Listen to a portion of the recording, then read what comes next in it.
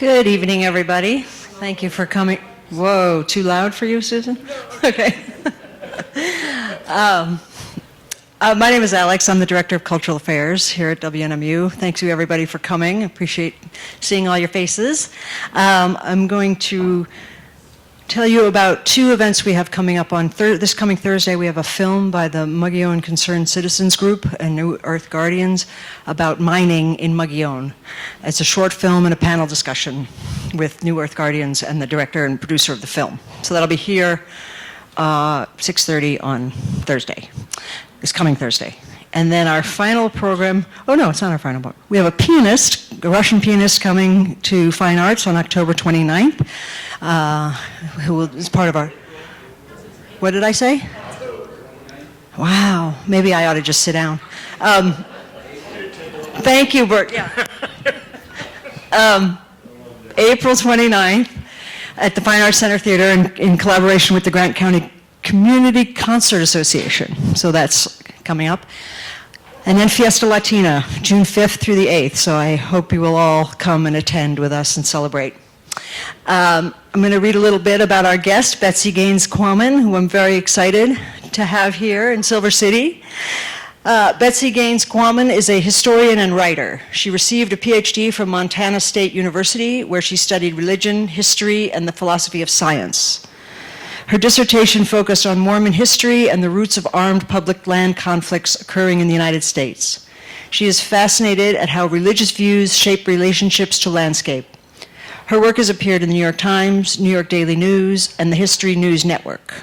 She is the author of American Zion, Clive and Bundy, God and Public Lands in the West and True West, Myth and Mending on the Far Side of America. Betsy lives in Montana, and she drove here to be with us, with her husband, David Quammen, 3 giant dogs, a sturdy cat, and a lanky rescue python. Please, everybody, give a big Silver City welcome to Betsy Quammen.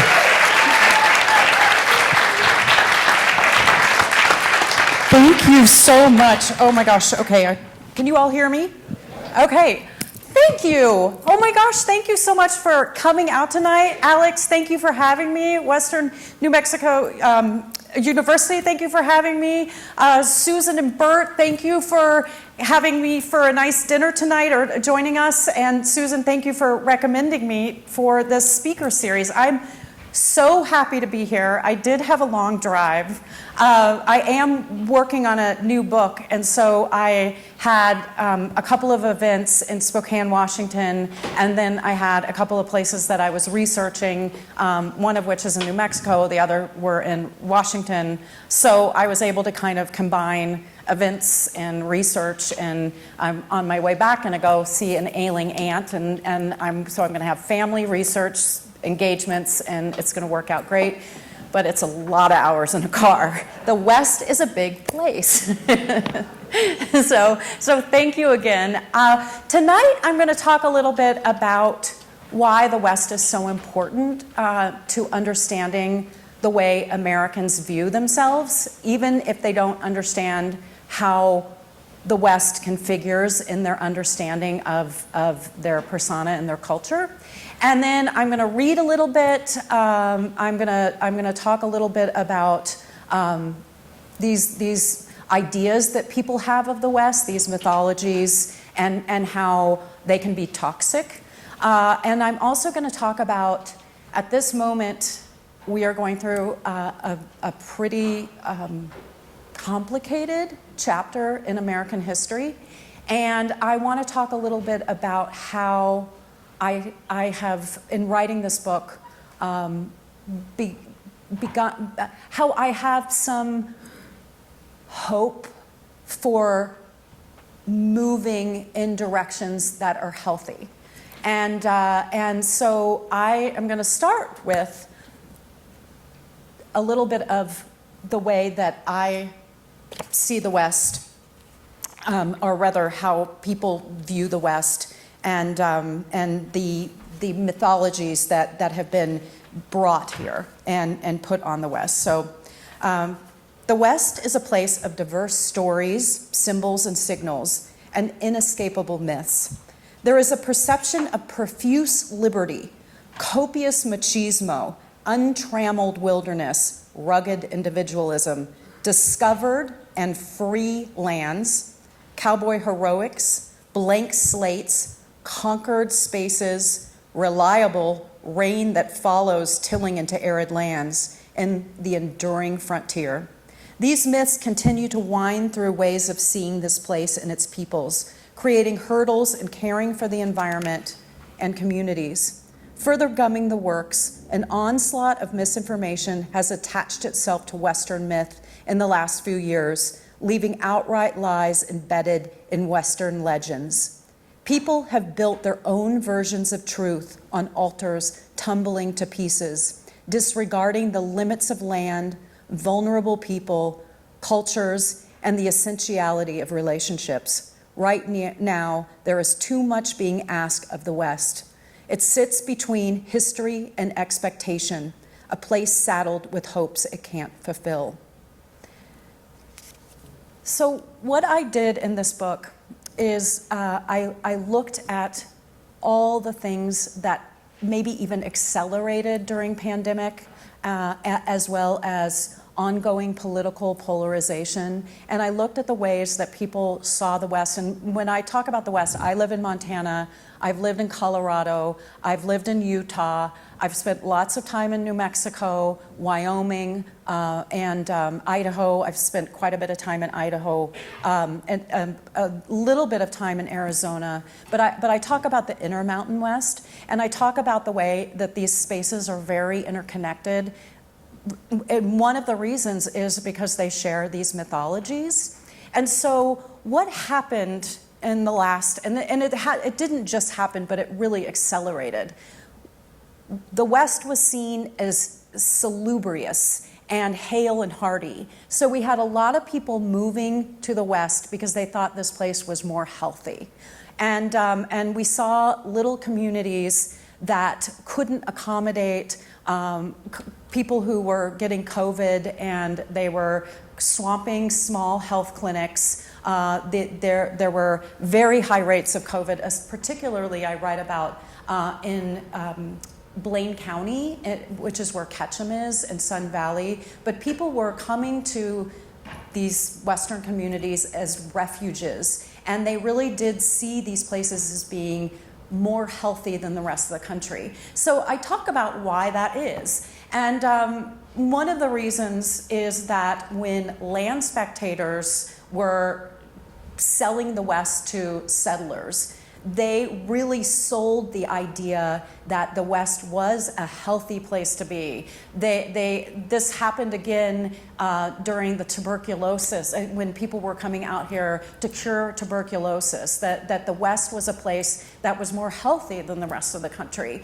And what we saw is that there were people who did move to these communities. Some of them were working remotely. Some of them came to find jobs here. In my area, there were a number of people who had second and third homes and decided that they were going to be in Bozeman because Bozeman was more healthy than maybe San Francisco and New York. So the community changed quite a bit. There's also this idea, and I'm going to read a little bit about Frederick Jackson Turner, because he was a historian that really, I think, generated a lot of these Western myths that still are with us. And of course, I had the page bookmarked, and then I lost the book that I had bookmarked, and I had to grab one of my other ones out in front. So I'm going to look it up real quick. But Frederick Jackson Turner is he's the one who talked about the frontier and the West as this place where people should move in order to truly understand what it meant to be an American. The West was an antithesis to Europe. It was an antithesis to urban areas. It was a place where you could really prove yourself. And so the West became a proving ground. And let's see, here we are. Okay.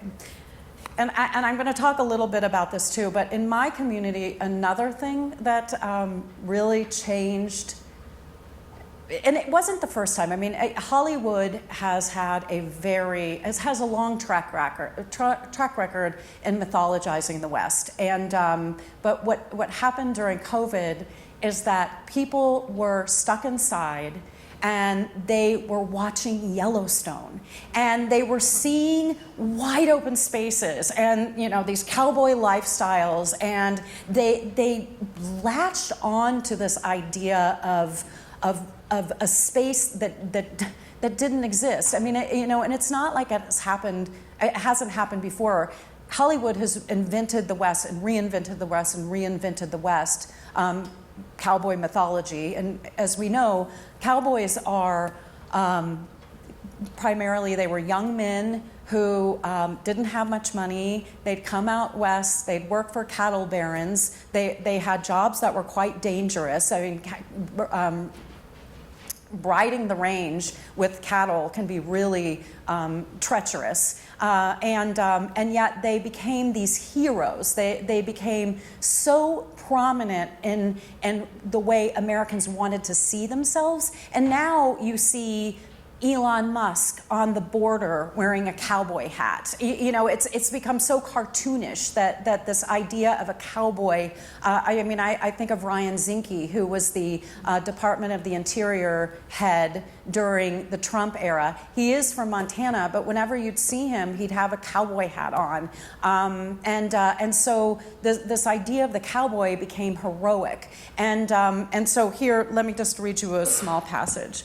Before Kevin Costner, there was Lorne Greene of Bonanza. Before him, there was Hopalong Cassidy and John Ford and Zane Grey.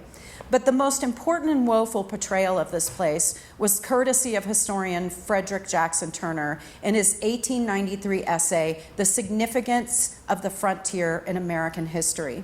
Turner's work enthroned some of the most dangerous of Western myths, as well as some of the most stubborn. Real Americans, Turner contended, were ever expanding their horizons and wants. They were shrugging off their urban or European pretensions. They were chasing new opportunity in the forever opening frontier. They sought the simplicity of, quote, simplicity of a primitive society and the, quote, hither edge of free land, forging in the process their efforts what he understood to be as the authentic American character. Turner contended that the true point of view and history of this nation is not the Atlantic coast, but the Great West. Turner's assertions reduced an understanding of the West to a matter of white settlement, resource extraction, and infinite abundance. Although his view is no longer a prevailing narrative in the field of Western history, he himself conceded that there was no more frontier after 1890. His 130-year framework centrally influenced the way the West was perceived, commodified, and consumed. According to Turner, to be a Western is to have dominant individualism, a buoyancy and exuberance which comes with freedom, and an interest in incessant expansion. He construed an entire geographic region as empty land in which to plant stakes signifying ownership, an unmarked canvas on which to paint success and claim dominion. That's why people see the West as a place to build homelands, escape disease, buy trophy ranches, without acknowledging the stories and lives of people who already lived here. Turner saw the West as an empty page, but as actually a palimpsest. So this book is very wide-ranging. When I first started writing it, it was before vaccines made travel possible. And I was really looking at the way we were seeing the world, and it was through the internet. And I was looking at misinformation and vitriol and ever more polarization. And it really was, I was seeing it accelerate. It was really awful. And I realized I too was doing it. I was getting very angry, and so I wanted to understand how people were seeing the place I live and the place I love, and how, as I've said, it was changing. So my first book is American Zion, and it was about the Bundys, the Bundy family in Nevada, who were involved in a standoff in 2014, an armed standoff in Nevada, and then later the sons of Clive and Bundy went and were involved in a takeover of the Oregon National Wildlife Refuge. And so I went and spent time with the Bundy family in 2015 between these two events, and wanted to know how they understood their actions, and they explained it as a religious war. So I really started looking at how religion influenced ways of seeing land.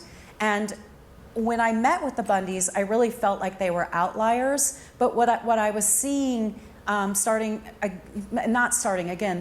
have roots, and I talk about the historic roots in both these books. But I was seeing, as I've said, an acceleration. I was seeing kind of a bundification I was seeing these actions proliferate. And there was this whole idea of the West as a homeland, as a place where people could come and remake communities. And I was seeing it in particular in North Idaho, although it was happening everywhere. But there were people moving to the West who had their own idea of the West as a place of just unbridled freedom, where they could, and sort of blank slates, that they could come in and run for city councils, run for school boards, take over libraries, stop paying taxes for things that were fundamental. In my area, it would be, snow plows, and so these communities were fundamentally changing based on this idea of homeland, and homeland being a place where extremists would either await the second coming or await a civil war. And so I was seeing that. I was seeing, as I said, people coming for health reasons. I was seeing people come for wilderness retreats, or I called it gilded wilderness.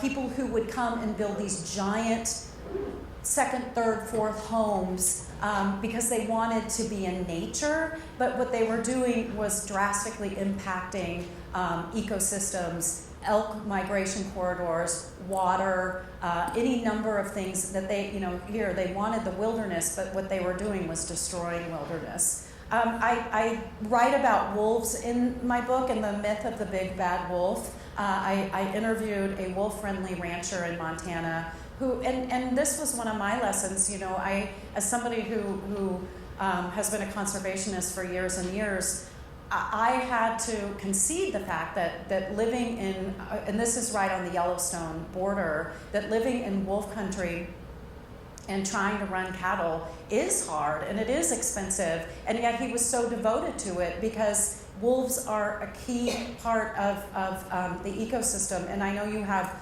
Mexican wolves here, and we have the gray wolf in Montana. And so I had my own perceptions challenged, and I really appreciated that. I talked to a number of my indigenous friends from different tribes throughout the West, and talked about, in this case, there are different ways of perceiving land acknowledgements. Some thought it was very performative, some really appreciated it, and how, again, we all have different ways of perceiving the West, whether it is the rancher or it is the indigenous person who's been here since time immemorial. And so I started to think about the West as a constellation. That the truth of the West, it has a variety of different ways of being perceived, but I was really worried because I had this sort of, I was focusing on what Westerners thought of the West, and then I was looking at how the Bundy version of the West was looming ever larger in American politics, that there was this lawlessness that was sort of tied into Western mythology and this sort of vigilantism. And so one of my chapters, I really do take some of the individuals who were involved and the ideologies from the first Bundy standoff in 2014 to the insurrection and January 6th. And I actually befriended Stuart Rhodes' ex-wife. Stuart Rhodes he's now out of jail. He was charged with conspiracy, and he was charged with he was sentenced for 18 years, and he's now out, and he's the head of the Oath Keepers. He's in Texas now, and he really ties his trajectory to both his time with the Bundys as well as his identity as a Westerner. And if you see pictures of him, you will see him with his cowboy hat and his eye patch. And he, I really think, is indicative of some of the elements that we've seen that have given rise once again to Trumpism in America. And I, as I said, I tie some of this to the way the West is perceived and some of the actions that have happened here. So I want to talk a little bit about an experience I had with a rancher in eastern Montana. And then I love to have conversation. And so I have a little bit more I want to talk about, but I'm hoping that we can have a conversation or dialogue, or because I love to hear from you, because this is something that we're all living through. I mean, what I'm writing about are the elements that have taken us to the moment where we are right now, whether it's the idea of homelands, or the idea of reinventing places, or the idea of cowboy mythology, or rugged individualism, or lawlessness. And so I want to tell you a story about a man that I met when I was in eastern Montana. And the people I interviewed, I interviewed about 125 people while writing this book. And it was often a matter of, oh, you should meet my friend here, and oh, this person knows this person. And so I was always just, sort of hanging out. I was drinking beers, or having coffee, or sitting on porches, or taking hikes, or going kayaking, or sitting in people's living rooms. I mean, it was any number of experiences. I would sit in a conference room at a hotel.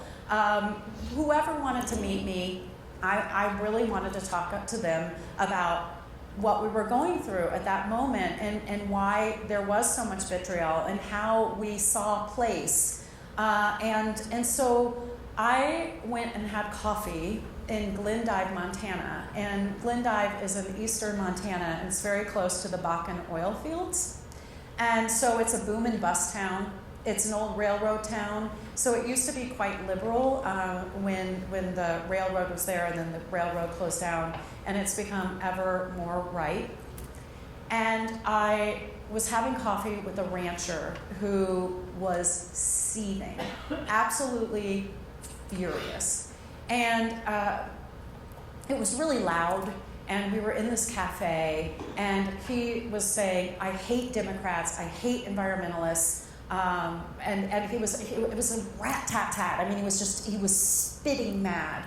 And I remember he said, I have been radicalized. I have joined the NRA. I now am buying guns. And I am, I hate where we are right now. And this was after Biden had won. And he was really livid. And so I have to admit, at that point, I was sort of starting to wool gather. When I hear people who were so angry, I kind of turn inward. And he finally just said, "Are you going to take it down?" And I said, "Excuse me?" And He said, are you going to write my address down? My email address. I have now given it to you 3 times. I want you to come to my ranch. And I said, oh, okay. And I wrote it down. And the guy who had introduced us, Mike, said to this very angry man, well, you should read her first book. She gave me one yesterday. Betsy, do you have any of your book? Can you give one to Lance? And I thought, oh my God, this guy is so mad. The last thing I want him to read is a book on ranching in the West and, my book about the Bundys. And so I thought, of course I don't condemn all ranchers. I am talking about a very specific family. But I do talk about public lands ranching, and I do talk about, some of the culture. And I thought, this is not what I want him to read. But he said, no, I really want to read your book. And so I thought, all right, I will give him one of my books. And I went to the car, and it was so hot that day. And I went back in, and I gave it to him. And I talked to my husband when I got home. I thought, do I really want to get a hold of this guy? I mean, he was really mad. But then I thought, I've sat in the Bundy's living room. I've hung out with Clive and Bundy. And does everybody know who Clive and Bundy is? Just say. Okay, so he's pretty notorious, and I have to say, he and his family were very nice to me. And when I left, I remember thinking, like, wow, that guy has engaged in some things that are pretty dangerous. And so, but I thought, I really do want to hear from people. I really do want to know what people are thinking. I don't want us to be polarized. I want us to figure out a way to move forward. And I truly believe that the polarization is intentional. I think that there are people in power who want us to not be talking to each other. So I got back and I did write him, and I want to read you what he wrote me back. If I can find it. Okay. So I reached out. I said, yeah, I would like to come and visit. Betsy, we must be on each other's mind. I was about ready to send off an email. I couldn't decide if I wanted to finish the book first. I'm a little over half done, which surprises me. Your book is very engaging, like being in a battle for survival. Not an expert, but your writing is charming, witty, and filled with sarcasm. Reminds me of a ranch woman on which I am an expert. This statement is a compliment to you. My ranch wife says that the apartment is open. They have a apartment over their garage that they rent to hunters. So I look forward to seeing you on the 26th. I will chill some red wine and see if I can find some tofu. Don't forget your whiteboard. I am a slow learner. I will lock up my guns if you promise not to shoot me in the back. I will brush up on my pocketbook rules for radicals. I might even call Saul. Feel free to contact me anytime. Your friend, Lance. So he is funny. He is so funny. And I went out and I spent 2 days with him the first time. I've now been out. This will be my 4th time on my way back home going. I'm going to cut through Terry because I'm buying some of his beef to take back to my family. But we talked about everything. We talked about George Floyd. We talked about Black Lives Matter. We talked about climate change. We talked about women's health and abortion. We talked about open carry because at the time the Montana state legislature had said that they wanted to allow open carry on campuses in Montana, and Lance was dead set against it. He said, I don't want those kids to have guns on campus. We had a lot of things that we politically were not in agreement on, but we really found that there was a lot of common ground too. Again, I'm trying to think of one of the things that with the George Floyd thing, I remember him saying, it was actually, I think, his friend, because we sat down with a couple of his friends as well, that there was, what did he say? He thought that George Floyd was resisting arrest. And I said, I disagree with that, but they were very, they knew about Lavoy Finicum, and I don't know if you all remember who Lavoy Finicum was, but he was killed at the Malheur Wildlife Refuge, and they were on their way to go see the sheriff and John Day. They left the wildlife refuge. Lavoy Finicum, the police had set up a barrier to arrest them. Lavoy Finicum went through the barrier. They had a chase. They finally got him, and he was saying, shoot me, and he had a Rutger in his pocket, and he was pulling it out, and they did. He was killed. But I said, you cannot tell me that Lavoy Finicum was not resisting arrest. I mean, and so we were having these really good, honest conversations between folks that would never have had a chance to sit down together. I mean, this community is a community of 600 people. He lives in Terry, which is between Miles City and Glendive, if you're familiar with eastern Montana. And he said to me after we talked, if I hadn't met you, I would have been afraid of you because of all the things that we are being told about each other. And again, this guy is a real cowboy. I mean, this guy, he runs cows. He's a fifth generation Montanan. And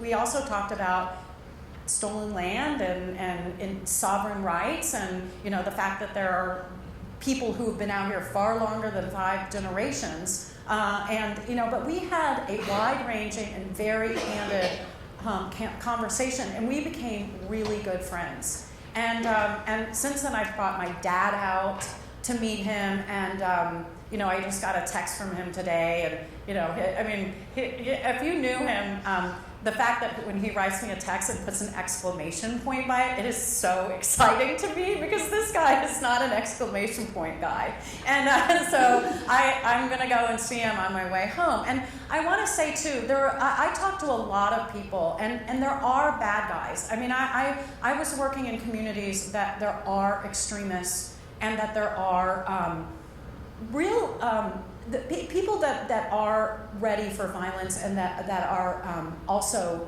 so sure that they're right and think of they're so good at othering. They actually kind of they use the evil, sort of like calling people evil if they're not Christian nationalists. And so, I did talk to folks along those lines, but I really feel like there are a lot of people who were getting messages about people who might be perhaps more liberal or more moderate, that were dangerous and that were intentional. And so when we hung out together, we did talk about the fact that things are tense, and that there is a lot of othering going on. And I emailed him, so it wasn't, I guess I did meet him when Trump was still president the first time around, because this was right after the State of the Union when Nancy Pelosi ripped up the speech. And so I sent him, he reads the Wall Street Journal, and he will cut out articles to send them to me. He does, I feel like the Wall Street Journal is better than Fox News. And so, I appreciate him reading that. But I sent him an article from the New York Times saying that we're really at a moment that has been manufactured to keep us from talking to each other, and that we really do have a lot that we share. I mean, as Americans, as Westerners. And so he wrote this back. So much truth. But yet, we as a people see evils differently, like Nancy Pelosi ripping up government property, State of the Union address. We can't decide who started this war or will end it. Sure, we are all mad because we are afraid of the unknown. I believe we have hope. People like you and I, we have to keep hope alive. I hope this is just a dust up and we see the error of our ways. I genuinely very much like you. I have enjoyed our conversations. Too bad they don't put us in charge. Please keep me in your heart. You will always be in mine. Looking forward to hearing from you again. Your friend, Lance. So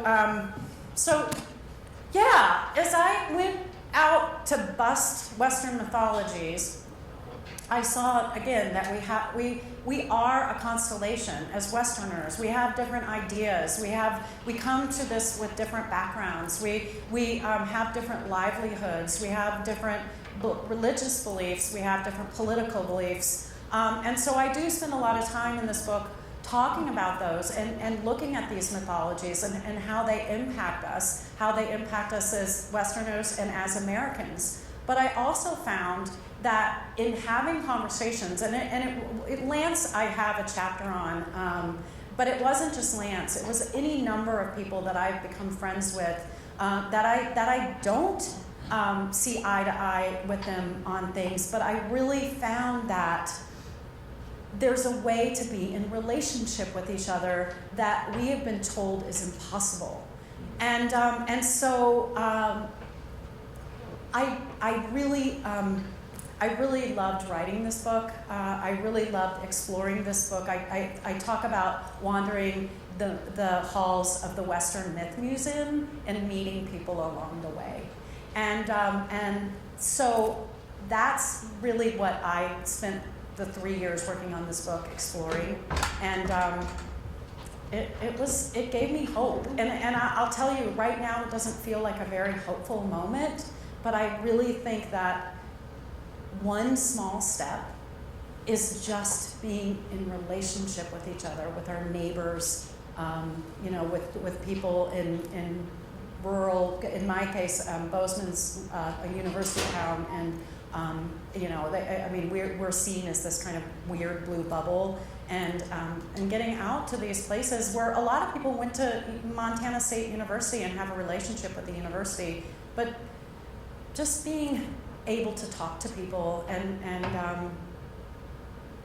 being good neighbors. So with that, I'd love to open it up and hear from you and hear about your experience or your questions or your concerns. I mean, right now is very weird, but I do feel like I'm so happy on my way home. I get to go and hang out with Lance, and I know we're going to have a lot to talk about. So, anyway, thank you, and yeah, please.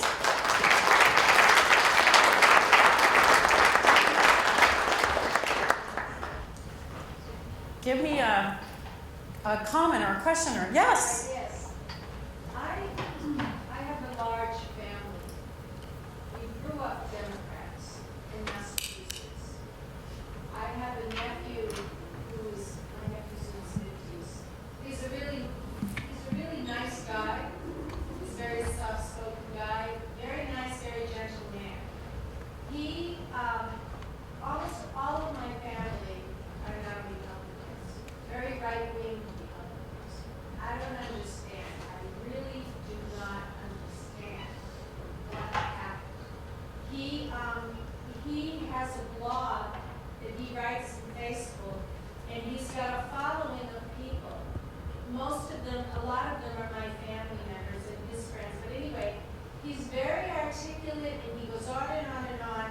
And I read about his stuff, and I have no idea what he is talking about, where he is coming from. He's like a raving maniac and I don't know why, and I don't know where he's coming from, and he's like a completely different person than the person that I've known all my life. I don't understand him.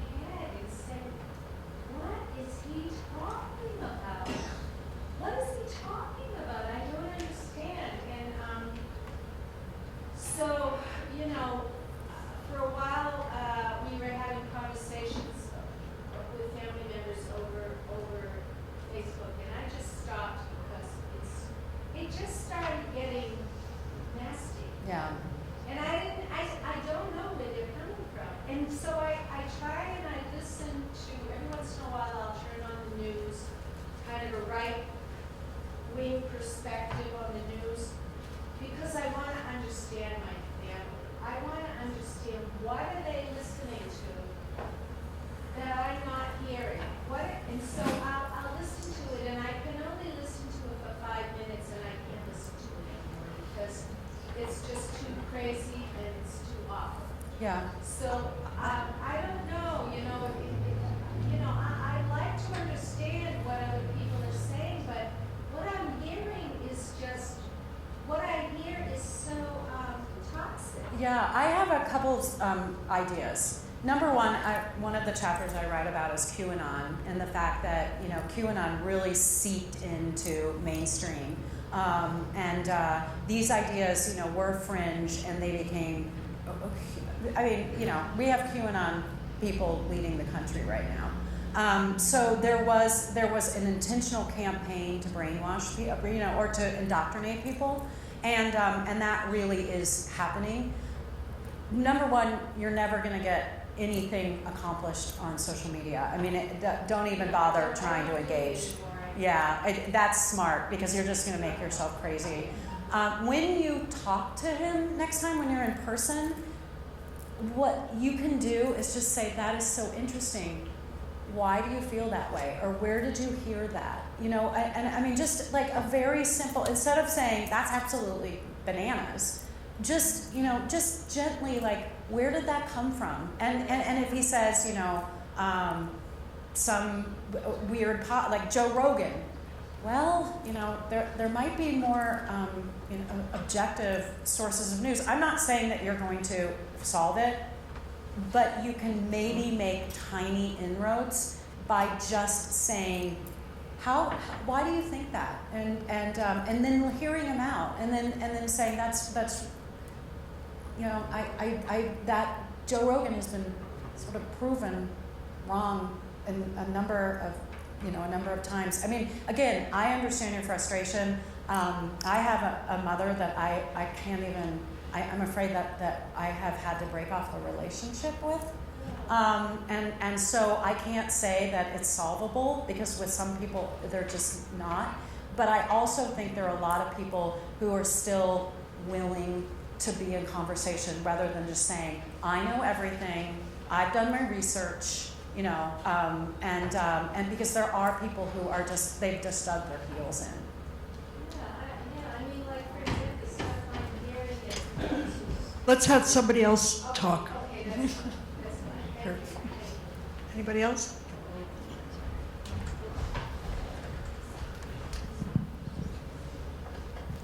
Thank you so much for this. I'm one who has not yet read your books. And so I wonder if you could just take a couple of minutes to tell me about each of the books and what it's exactly about.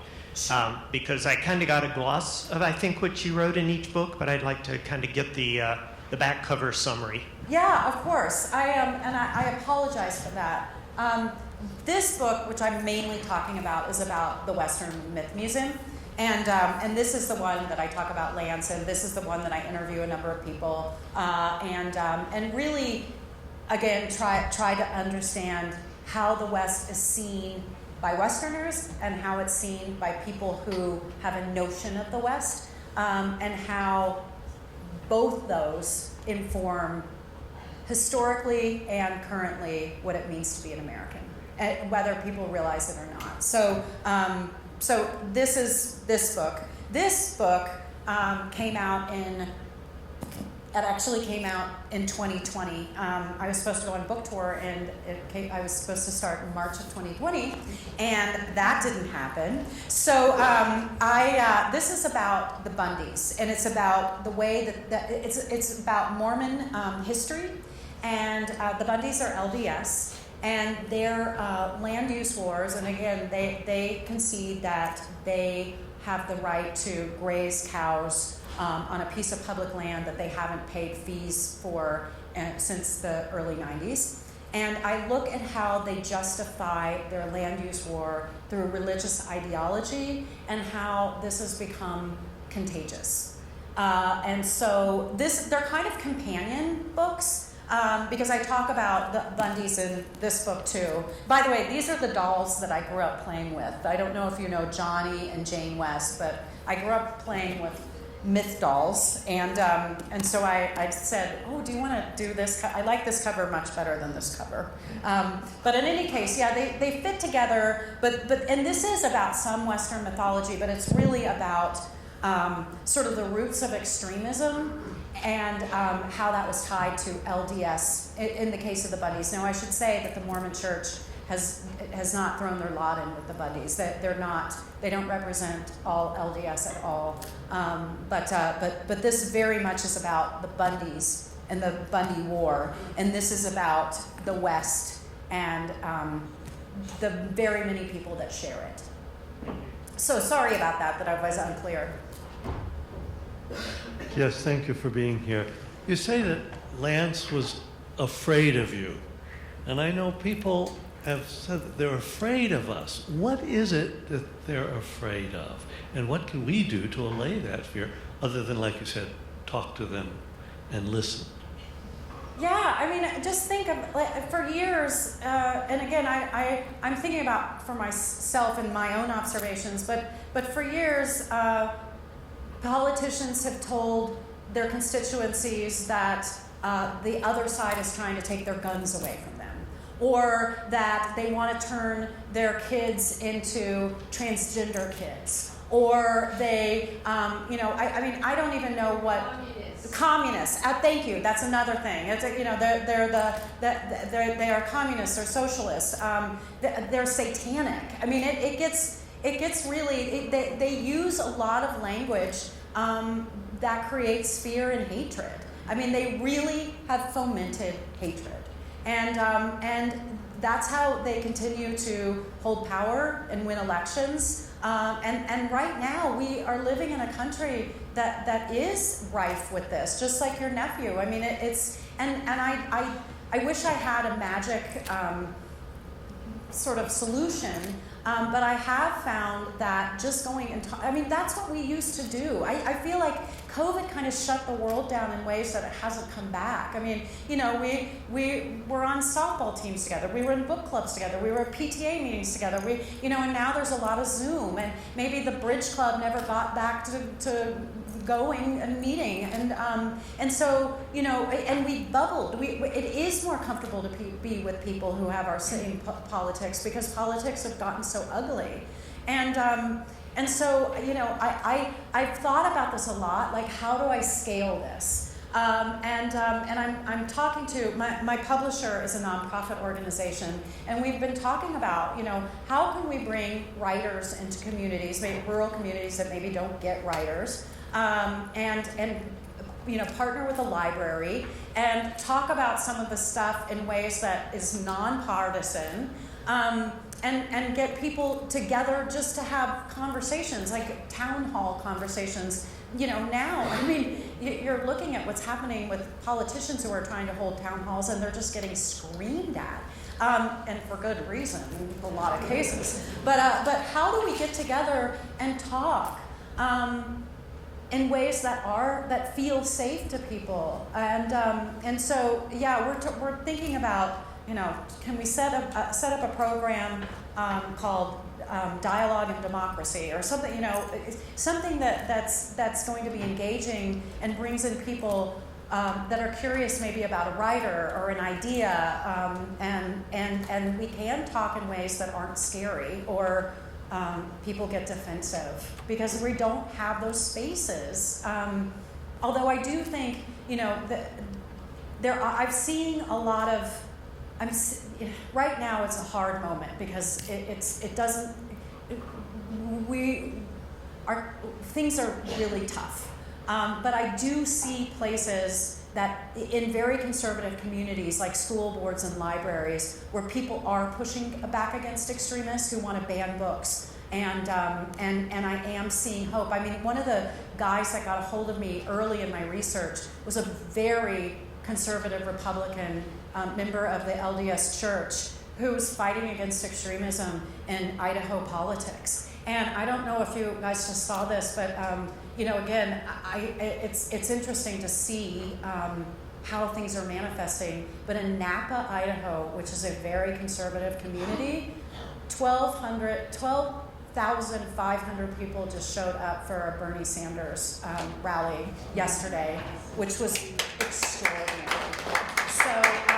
So I do think I think right now is the time to get into communities that that have been polarized, and we have to think about creative ways of doing that.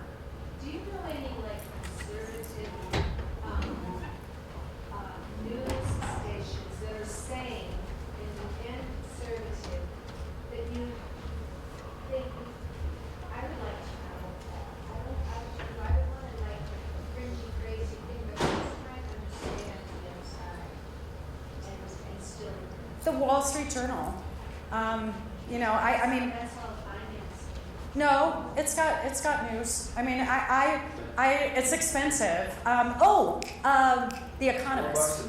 I would say The Economist. Sorry. I'm blind, you can get it. The Atlantic is. Are you asking for more like conservative? I'm asking for, like, I don't want like crazy stuff, but. The Atlantic is great. I mean, but that's more. Yeah, conservatives. The Economist, I think, is excellent. And that's not only about the economy. No, no. Back here. Thank you, Betsy, for coming and sharing with us your ideas. It seems to me, and this is just kind of my thought process here, is that you've hit upon already the way to maybe heal the country. Is instead of taking to the streets, we need to invite people to dinner so that we can have a conversation over food, because food is something that everybody needs. And as long as it's not set up in an adversarial way, and in a way that we really truly want to try and understand, I think that's how we have a conversation. I love that. We invite them to dinner. Yeah, that's wonderful. I have observed within my own family, they were part of the Back to the Earth movement to Montana from Oregon. Mm-hmm. And they bought large sections of land. And they were hippies, and they were seen as weirdos when they first moved there. And one branch of that family, my family, became Mormon. Uh-huh. And then another branch became very right-wing nationalists. And they are preparing for the next, coming war with the Civil War. And it's interesting to have watched over 3 generations how the West going east of West has changed them so much. It's kind of freaky. Yeah. I mean, the West. There's something about the West that really, it's the way people envision it, and it's the way they're influenced by mythology. It's just really, it's a remarkable place. And I really, as I say, I see the West as a big extension from New Mexico to Montana. Culturally, it's so similar. Thank you for sharing that. Hi. The West was being mythologized even as it was happening, at least as far back as the 1840s. There were novelists, there were reporters for East Coast city newspapers who were sensationalizing Western and frontier stories. To what extent do you think that may have played into even the original Mormon movement to Utah and the ranch settlements along the wagon train routes to California? The original Western settlers, if you like. Yeah, okay, so the Mormons were in Missouri, and that's where Zion was going to be. So that was where the Garden of Eden was, according to Joseph Smith. And Zion was the promised land. I would say that it was prophecy that encouraged the Mormons to come to the Great Basin. It was Joseph Smith saying that they were given Zion by God, and they took the idea of Zion from Missouri, Jackson County, to Illinois, where they set up the largest army, that was Nauvoo, second to the U.S. Army. And that's when they really became sort of militarized. And then they took the Zion after Joseph Smith was murdered. They took the idea of Zion to the Great Basin, and it was before the newspapers really started to sell the West as a place to settle. This was before, really we saw.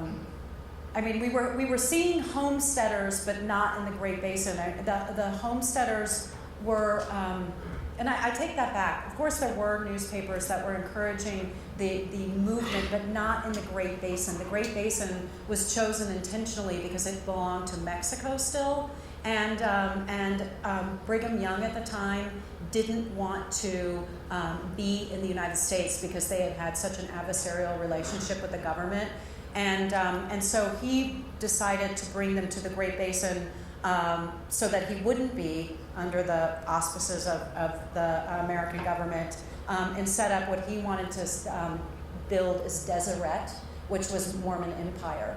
And so it really was them being exiled from place to place that took them to a place that hadn't been settled because it was so dry.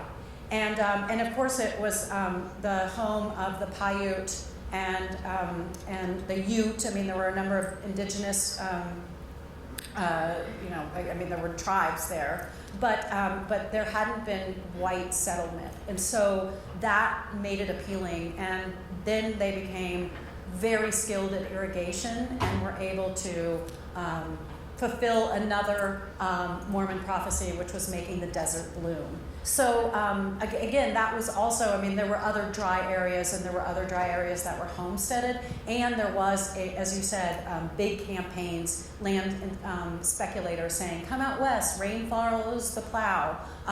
This is the healthy place to be. You're going to be a bootstrapping homesteader. And Frederick Jackson Turner really played into that same mythology. But the Mormons had, I think, the idea of sacred Mormon homeland that had been promised by God, and they just weren't able to establish it anywhere else but the Great Basin.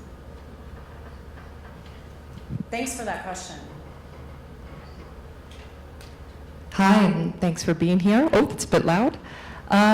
So I'm curious about, within your extensive and ongoing research of myths of the West, which sort of perceptions are you hoping at this moment, as has been discussed, is seen as polarized and incredibly complex, complicated?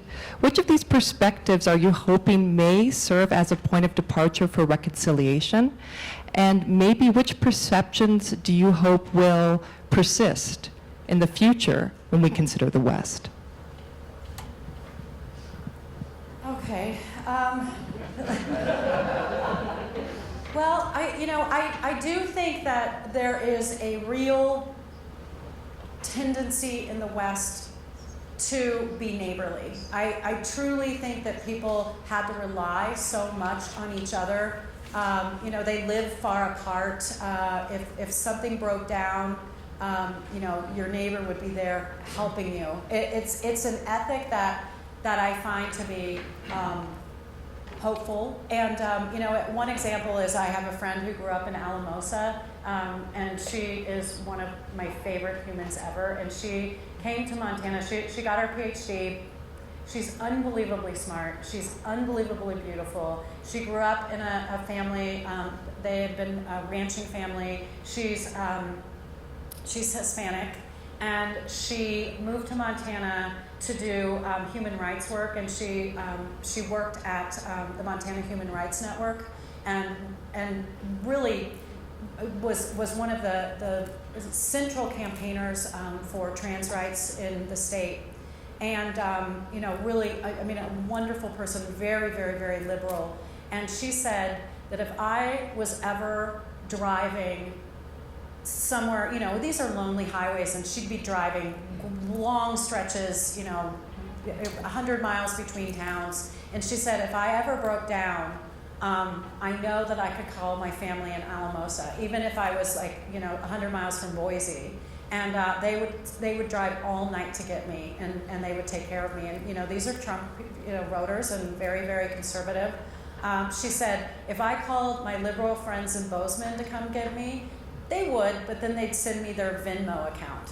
And I just thought that was so funny, because I do believe that there is a neighborliness that really extends to a lot of people in the West. I can't remember who it was. It was one of the talking heads at Brett, somebody at Fox News. Do you know who I'm talking about? Brett, he's got short hair and dark here, and he flew to Bozeman to go skiing at Big Sky, and his car went off the road, and he had 4 people stop and help him out, and he said to the press, "I could not believe how friendly they." He said, you know, where I live, people would just drive by.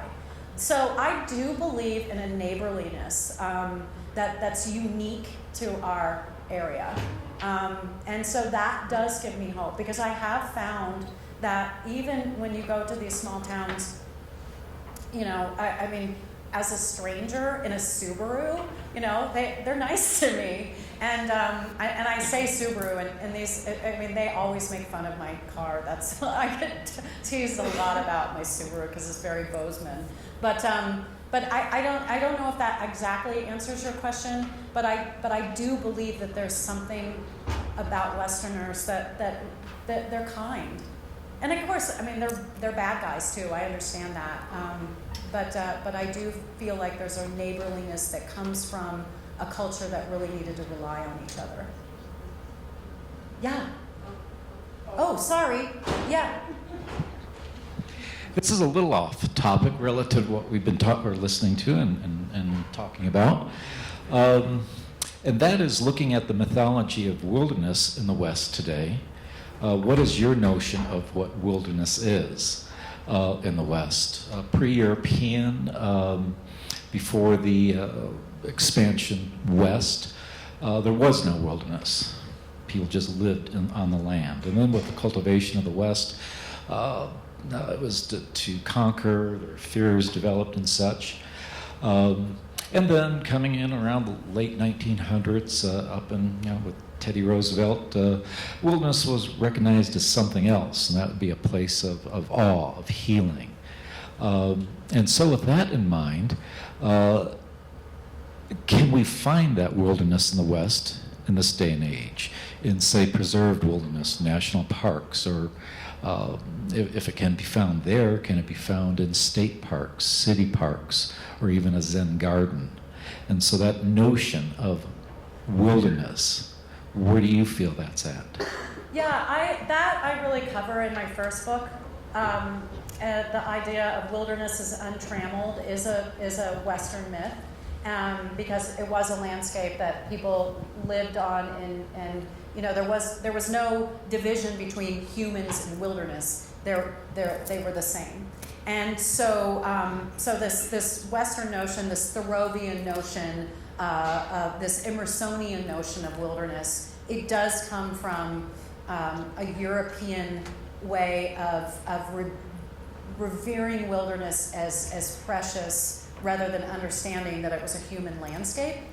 That said, I think that there is that these spaces, these public lands, are incredibly important. I feel like their habitat, their carbon sinks, our water, and so I do think it's imperative to protect them. And so I think by acknowledging the fact, like I have a friend, Shane Doyle, who's Crow, and he is doing enormous research on the use of Yellowstone by indigenous people, because when Yellowstone was first preserved, it was an unpeopled landscape. It was a wilderness, and it's important to know the history that actually it was a peopled land.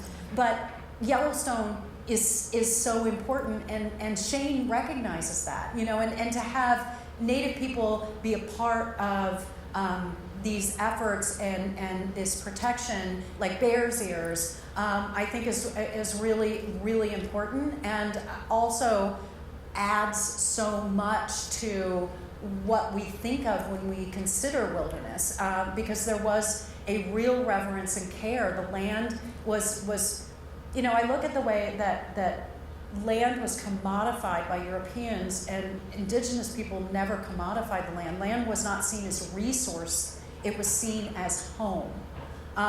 It was seen as sacred. It wasn't seen as dollars and cents. And so I just did a presentation in Spokane with the most gorgeous poet. Her name is C. Marie Furman. She's an indigenous poet in Idaho. And she talks about language and how even our language takes us away from the land, instead of saying, and animals. I mean, she was talking particularly about wildlife, and she said, you know, when we say we see the bear, why are we putting the? Why are we putting articles in front of words? Like, we see the land, we see the bear, and already it's separate. And she said, you know, to use an example, imagine saying we see the black person. I mean, that others right away. And so this was her example. And so so I guess what I'm getting at is there's so many great ways to consider wilderness protection and to embrace this idea of this Thoreauvian, Emersonian love, this conservation, this Teddy Roosevelt you know, sort of legacy, but also to acknowledge the fact that there are ways of thinking and protecting wilderness and public lands from an indigenous perspective that make it even richer and stronger and more important. Does that answer your question? Thanks. Good question. I love talking about this stuff. I spend a lot of time in this book talking about it. So maybe like one or two more questions? Yeah. I've got the mic at this point. So in the early 1960s, I moved from Philadelphia to Missoula, and I was a TA in the English department, and I had my little one section of freshmen read James Baldwin's Notes of a Native Son. And after about 3 essays, one of the kids said, "Why do we have to read this stuff? We've never even seen a black person." Now that was 60 years ago. After a few more weeks and after some essays about why the white people who lived in deeded land inside the reservations, why should they have to observe the speed limits that the reservation said they had to, because they weren't Indians, you know, and they lived there too. I said, you just keep reading this stuff. Yeah. So you must have been talking to several generations since that time. What were there any surprises, or would you have expected their grandparents to be talking like that? Yeah, my friend Lance talked about his best friend when he was growing up, who was Hispanic, and you know,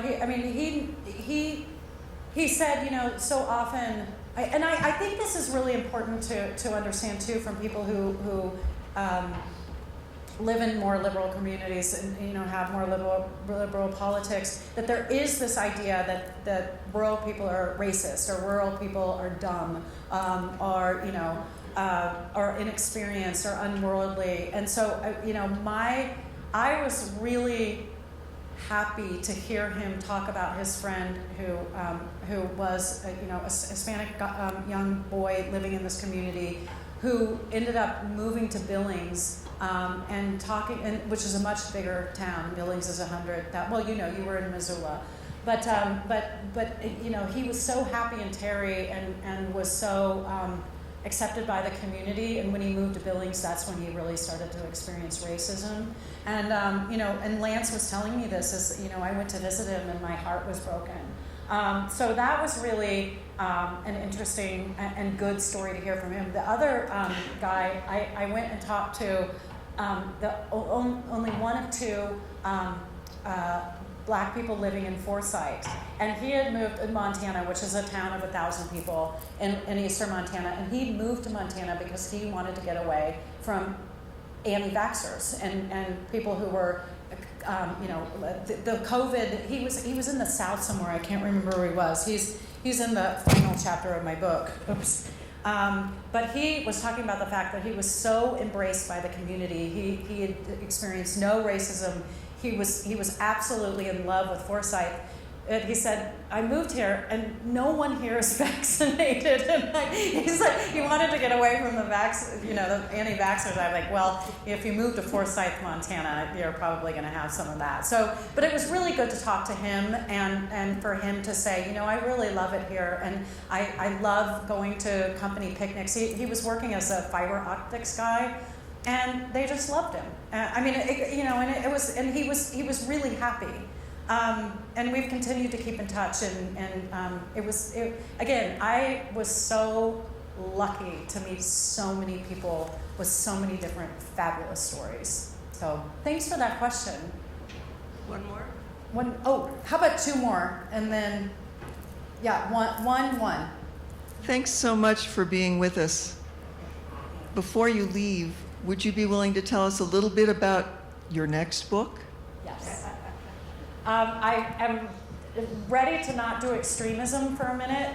I am writing a book. I'm writing a ghost story book, and I'm looking at stories that get associated with places, and then I'm looking at the history behind them. So I'm really excited. I'm doing. I have so many. I'll just give you a couple of examples because it's not just it's ghost stories, but it's the idea of America as a haunted place. And so, what does that mean? How does it manifest? So I have a chapter on, I was telling these guys tonight at dinner, I have a chapter on the ivory-billed woodpecker, the ghost bird that people continue to see, but it hasn't been verified since the 40s. I have a story about a buried town, Uravan, in Colorado, which was a uranium mining town that they actually buried. And people still hear the laughter of children. So every story has a ghosty part of it. I have a story about Grand Coulee Dam, where they say men are buried in the concrete. Well, they're not. But how did dams change the West? How are we living in a place where our future is so haunted, knowing that dams have, made us. We're living on borrowed time, essentially, with water and whatnot. But then I have great ghost stories in Butte, Montana, which, if you've never been to Butte, it's one of the greatest places. It's an old mining town, and the whole place is haunted. And I've realized that people love to tell ghost stories, and so I've heard so many fun ghost stories. But as a historian, then I get to look at the story behind it and understand how are we haunted by this place, as well as flickering lights and cold spots and orbs, or whatever manifests as the haunting. So it's been a blast. Thank you for asking. I'm really excited about it. Thank you so much for being here. We've heard a lot about Montana, and so it's been kind of interesting, like a little travelogue.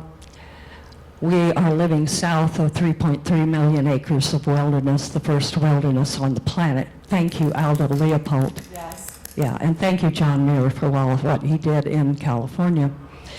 But since you are in New Mexico, we are a very storied land. We are the land of enchantment, which means, of course, the ancestors, the ghosts, the influences.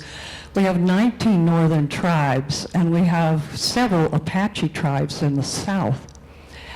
And all the peoples here are affected by the landscape. The landscape is enchanting. And yes, we have our ranches. They now have all-out war on the gray wolf in Catron County. I'm sure everybody read the newspaper.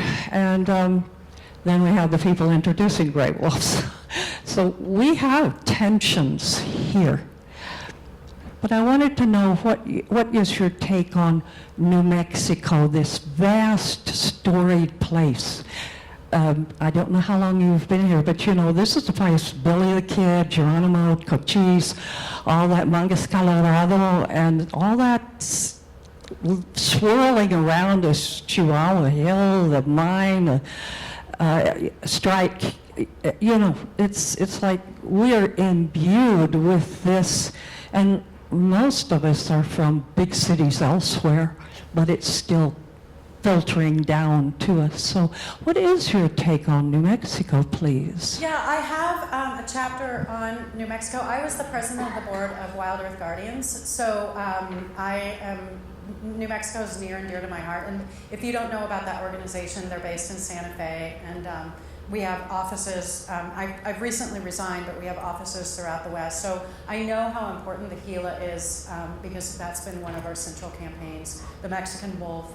I also know about Catron County. I know about how ranchers and the wolves and the long history of cows in the Gila and that controversy. Sort of pre-Bundy stuff that happened. So I'm familiar with that. I love New Mexico. My family is from El Paso, and so we would come to New Mexico when I would visit my grandparents and go into New Mexico and have lunch and I spent a lot of time coming down to my best friend lived in Santa Fe for several years during and after college, and I would come and spend Christmases with them. So it's a place that I adore. I do know about the tensions. I'm very aware of the fact that I think you have more tribes in this state than any other state in the country. And so there, as I said, the West is a constellation. There are a lot of people in this state that see the land differently. They have different ethics. They have different cultures, and it gets complicated. And so again, that it makes it all the more important to be in relationship, even when relationships are difficult. And it also makes it important to understand where other people are coming from. I mean, to understand why the ranchers are acting the way they are, to understand why the native people have these perspectives. And thank you for asking that. I'm not as familiar with New Mexico as I am with Montana and Idaho, but it sure is a state that's near and dear to my heart.